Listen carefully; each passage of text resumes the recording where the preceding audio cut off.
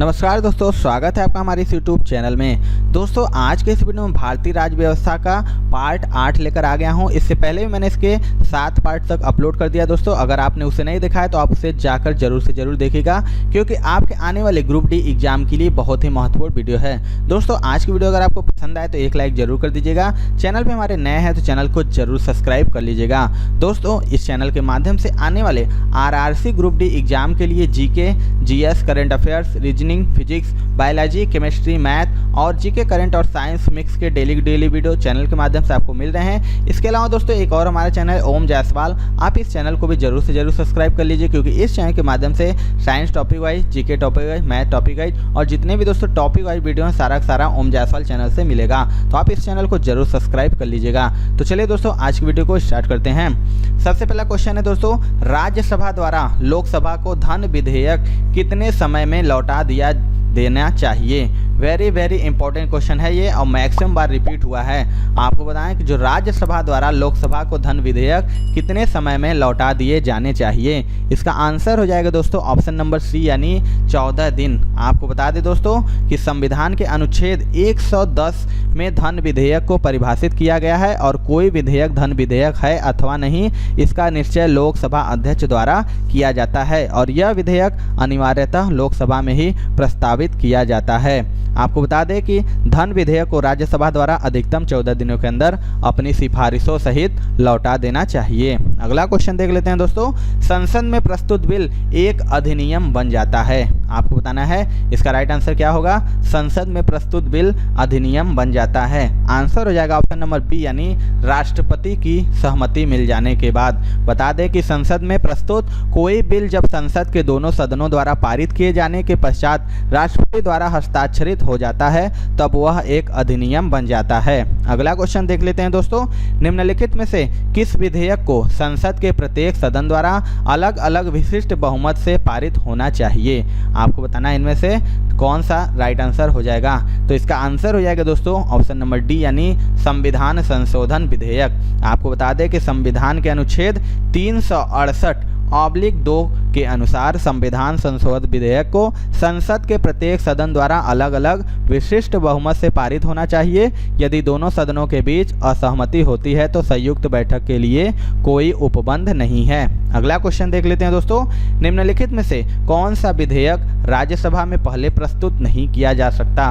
Most important question है। आपको बताना है कि कौन सा विधेयक है जो राज्यसभा में पहले प्रस्तुत नहीं किया जा सकता। इसका आंसर हो जाएगा दोस्तों ऑप्शन नंबर ए, यानी धन विधेयक। आपको बताया मैंने कि अनुच्छेद 109/1 के अनुसार धन विधेयक सर्वप्रथम केवल लोकसभा में ही प्रस्तुत किया जा सकता है और वह राज्यसभा में पेश नहीं किया जा सकता, और धन विधेयक राष्ट्रपति की पूर्व सिफारिश पर लोकसभा में प्रस्तुत किया जा सकता है। अगला क्वेश्चन देख लेते हैं दोस्तों, जब संसद के दोनों सदनों में किसी साधारण विधेयक के मतभेद हो गए हों तो इस गतिरोध को किसके द्वारा सुलझाया जाता है। आपको बताना है ये मोस्ट वेरी इंपॉर्टेंट क्वेश्चन है। आपको बताना है कि जब संसद के दोनों सदनों में किसी साधारण विधेयक में मतभेद हो तो इस गतिरोध को किसके द्वारा सुलझाया जा सकता है। इसका आंसर हो जाएगा दोस्तों ऑप्शन नंबर ए, यानी दोनों सदनों की संयुक्त बैठक करके। मैंने आपको बताया कि संविधान के अनुच्छेद 108 के प्रावधानों के अनुसार जब संसद के दोनों सदनों में किसी साधारण विधेयक के विषय में मतभेद हो तो इस गतिरोध को दूर करने के लिए राष्ट्रपति दोनों सदनों की संयुक्त बैठक बुलाता है,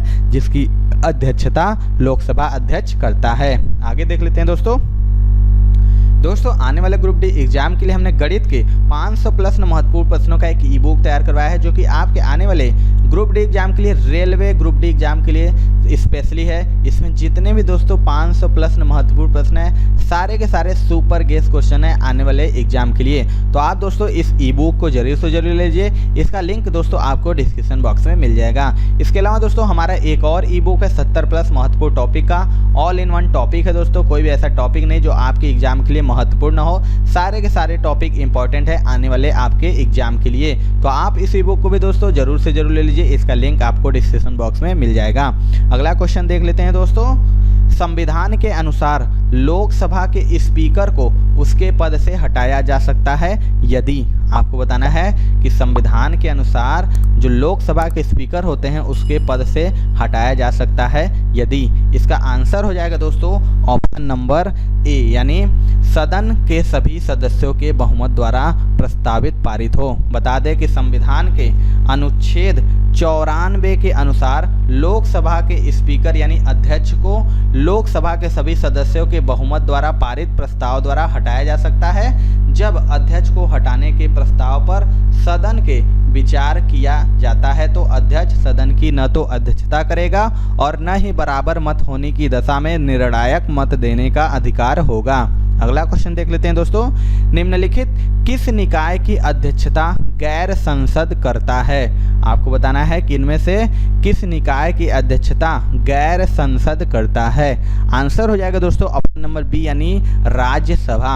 आपको बता दें कि संविधान के अनुच्छेद 64 के अनुसार उपराष्ट्रपति जिसका निर्वाचन संसद के दोनों सदनों के सदस्य करते हैं तथा वह उच्च सदन अर्थात राज्यसभा तथा पदेन सभापति होता है और राज्यसभा का सभापति स्वयं उस सदन का सदस्य नहीं होता है।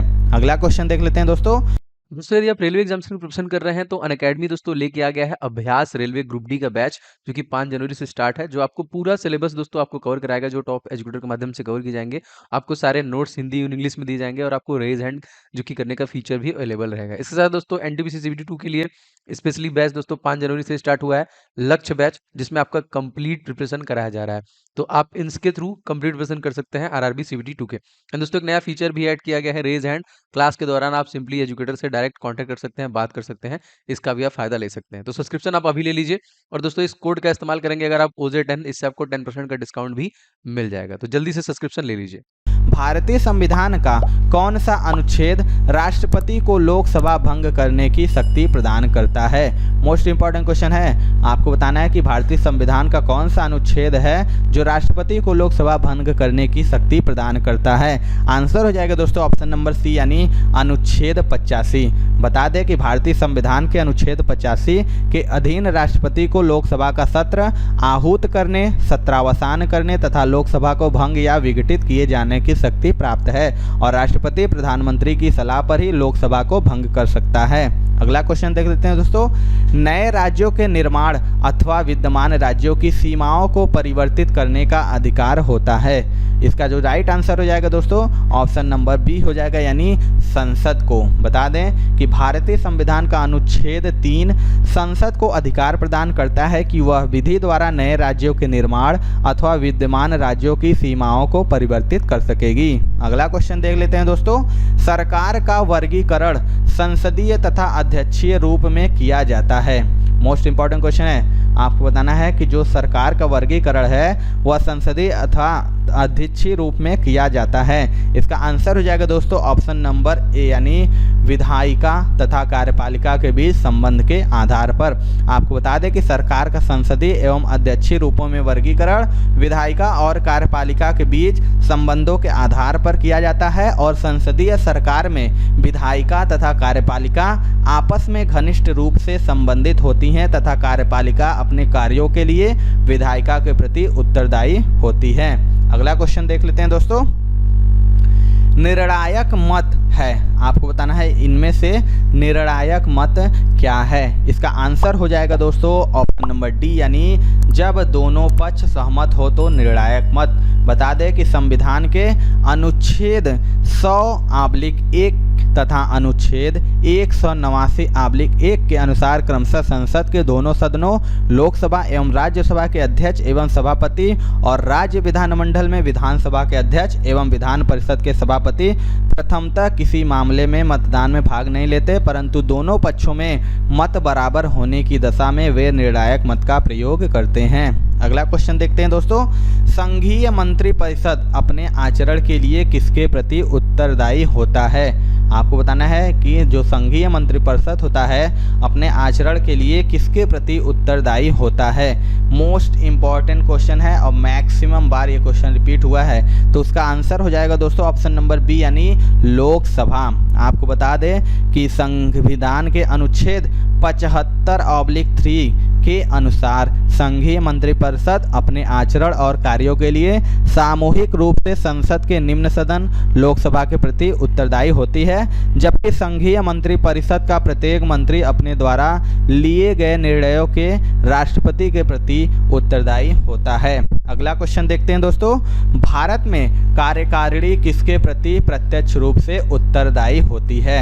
आपको बताना है कि जो भारत में कार्यकारिणी इनमें से किसके प्रति प्रत्यक्ष रूप से उत्तरदायी होती है? आंसर हो जाएगा दोस्तों ऑप्शन नंबर डी यानी विधानमंडल। बता दें कि भारत में कार्यकारिणी यानी संघीय या प्रादेशिक प्रत्यक्ष रूप से विधानमंडल के प्रति उत्तरदायी होती है। अगला क्वेश्चन देखते हैं दोस्तों, भारत सरकार के व्यय और नियंत्रण करने की शक्ति किसके पास होती है? आपको बताना इनमें से भारत सरकार के व्यय और नियंत्रण करने की शक्ति किसके पास होती है? आंसर हो जाएगा दोस्तों ऑप्शन नंबर ए यानी संसद। बता दें कि भारतीय संविधान के अनुसार भारत सरकार के व्यय पर नियंत्रण करने हेतु संसद को अधिकार प्रदान किया गया है। अगला क्वेश्चन देखते हैं दोस्तों, संसद के दोनों सदनों के सदस्य रहे बिना कोई व्यक्ति कब तक मंत्री के रूप में बना रह सकता है? तो इसका जो राइट आंसर हो जाएगा दोस्तों ऑप्शन नंबर बी हो जाएगा यानी 6 मंथ। आपको बता दें दोस्तों कि संसद के दोनों सदनों का सदस्य रहे बिना कोई व्यक्ति 6 माह तक मंत्री के रूप में बना रह सकता है और 6 माह में ही उसको मंत्री बने रहने के लिए किसी भी सदन के लिए निर्वाचित होना अनिवार्य है। अनुच्छेद 75/5 में यह व्यवस्था की गई है। अगला क्वेश्चन देखते हैं दोस्तों, निम्नलिखित में से किसका चुनाव निर्वाचन आयोग के द्वारा नहीं किया जाता है?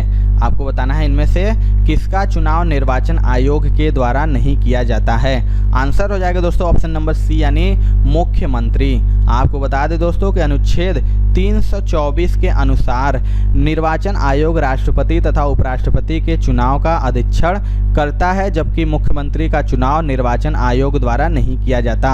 और अनुच्छेद 164/1 के अनुसार मुख्यमंत्री को राज्यपाल नियुक्त करता है और मुख्यमंत्री के परामर्श पर राज्यपाल अन्य मंत्रियों की नियुक्ति करता है।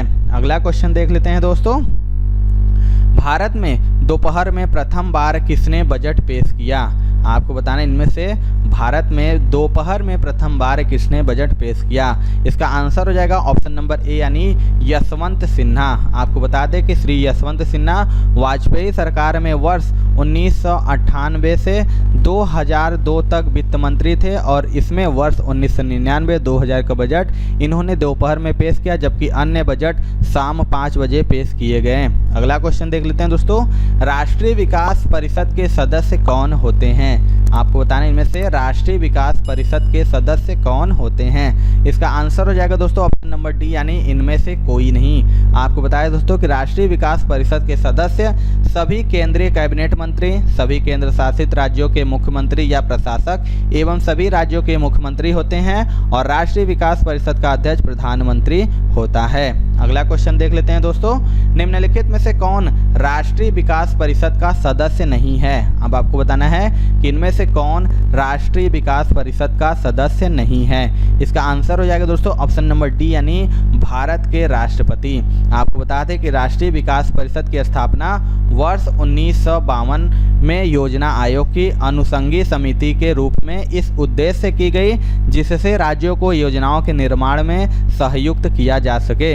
अगला क्वेश्चन देख लेते हैं दोस्तों, संघीय सरकार का मुख्य लाभ है। आपको बताना है जो संघीय सरकार है उसका मुख्य लाभ क्या है। इसका आंसर हो जाएगा दोस्तों ऑप्शन नंबर बी यानी आपको बता दें यह संघीय सरकार में राज्य क्षेत्रीय स्वायत्तता के साथ एक संघ होता है जिसमें राज्य को संघ से अलग होने का कोई अधिकार नहीं होता। इसलिए संघीय सरकार क्षेत्रीय स्वायत्तता के साथ राष्ट्रीय एकता को एकीकृत करता है। अगला क्वेश्चन देख लेते हैं दोस्तों, संसदीय प्रणाली में कार्यपालिका का वास्तविक प्रधान कौन होता है? आपको बताना इनमें से जो संसदीय प्रणाली में कार्यपालिका का वास्तविक प्रधान कौन होता है। इसका आंसर हो जाएगा ऑप्शन नंबर बी यानी प्रधानमंत्री। आपको बता दें कि संसदीय प्रणाली में कार्यपालिका का वास्तविक प्रधान प्रधानमंत्री होता है और जबकि संवैधानिक प्रधान राष्ट्रपति होता है।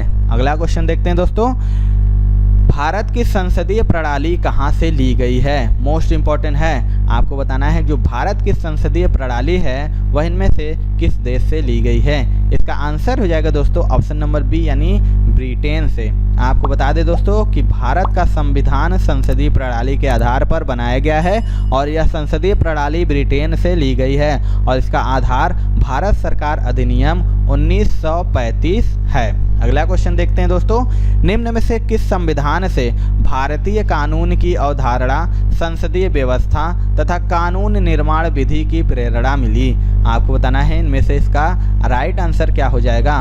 तो इसका राइट आंसर हो जाएगा दोस्तों ऑप्शन नंबर बी यानी ब्रिटिश संविधान। आपको बता दें कि भारतीय संविधान का सबसे बड़ा स्रोत गवर्नमेंट ऑफ इंडिया एक्ट 1935 है, क्योंकि लगभग 2/3 प्रावधान इसी से लिए गए हैं और ब्रिटिश संविधान से संसदीय सरकार की व्यवस्था, विधि निर्माण की प्रक्रिया और एकल नागरिकता की प्रेरणा मिली है, जबकि कनाडा के संविधान से भारतीय संघ व्यवस्था प्रेरित है।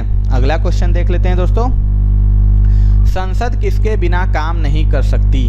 मोस्ट इम्पॉर्टेंट है, आपको बताना है जो संसद है वह इनमें से किसके बिना कार्य नहीं कर सकती है। इसका आंसर हो जाएगा दोस्तों ऑप्शन नंबर डी यानी संसद सदस्य के बिना काम नहीं कर सकती है। अगला क्वेश्चन देख लेते हैं दोस्तों, निम्न में से कौन सा कार्य राज्यसभा के सदस्य ही कर सकते हैं? इनमें से आपको बताना है कि कौन सा कार्य है जो राज्यसभा के सदस्य ही कर सकते हैं। इसका आंसर हो जाएगा दोस्तों ऑप्शन नंबर सी यानी राज्य सूची के किसी विषय को राष्ट्रीय महत्व का घोषित करना।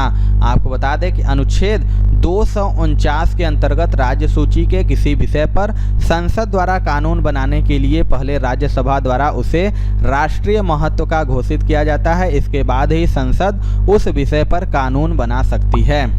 तो ये थी दोस्तों आज की वीडियो। आपको वीडियो कैसा लगा कमेंट सेक्शन में जरूर बताइएगा। वीडियो पसंद आएगा दोस्तों तो एक लाइक जरूर कर दीजिएगा और हमारे चैनल पर नए हैं तो चैनल को जरूर सब्सक्राइब कर लीजिएगा। सब्सक्राइब करने का बेल आइकन जरूर दबा दीजिएगा, जिससे हम कोई वीडियो डालेंगे दोस्तों उसका नोटिफिकेशन आपको मिलता रहेगा। तो मिलते हैं दोस्तों अपने अगले वीडियो में, तब तक के लिए जय हिंद जय भारत।